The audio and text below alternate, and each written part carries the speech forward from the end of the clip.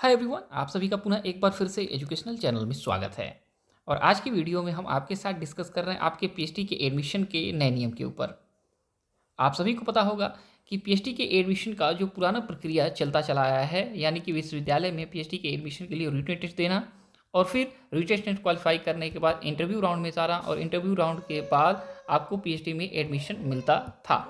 लेकिन 2024 में यूजीसी ने एक नया रूल लाया है, जिसके आधार पे अब आपको इन नियमों को देखा जाए हटा के नए नियम के आधार पे आपको पीएचडी में एडमिशन मिलेगा। आपको बता दें कि पीएचडी के एडमिशन में अब नेट का देखा जाए स्कोर इम्पोर्टेंट हो गया है। तो अगर आपको भविष्य में असिस्टेंट प्रोफेसर के रास्ते पे जाना है, आपका जो गोल है उसको अचीव करना है, तो अब आपको नेट एग्ज़ाम में बैठना होगा। और नेट एग्ज़ाम में कैटेगरी 1, कैटेगरी 2, कैटेगरी 3 किसी भी कैटेगरी में आपको देखा जाए तो क्वालिफाई करना होगा और फिर इसके आधार पे आपको पीएचडी में एडमिशन मिलेगा।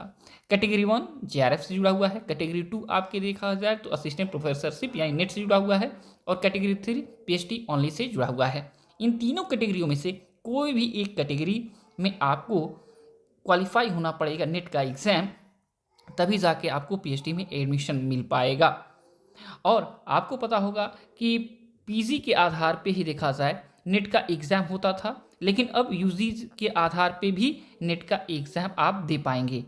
यानी कि 4 वर्षीय अगर आप यूजी अंडर ग्रेजुएशन प्रोग्राम से जुड़े हैं तो नेट का एग्ज़ाम दे सकते हैं। तो एक और चीज़ें आपके लिए नहीं है कि अब यूजी और पीजी के आधार पे आप नेट का एग्ज़ाम दे सकते हैं और इसी देखा जाए नेट के स्कोर के आधार पे आपको पीएचडी में एडमिशन मिल जाएगा।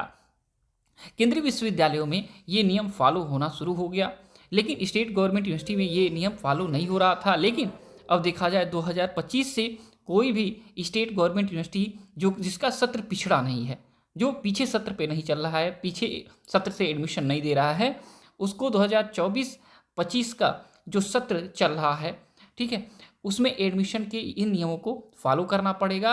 और अब जाके देखा जाए कोई भी विश्वविद्यालय आपको पुराने नियमों के आधार पर एडमिशन नहीं देगा।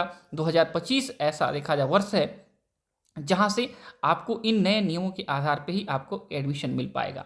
तो आप देख सकते हैं कहा गया है यूजीसी के न्यू रूल के अकॉर्डिंग कि university in India can use UGC NET score for admission to PhD programme.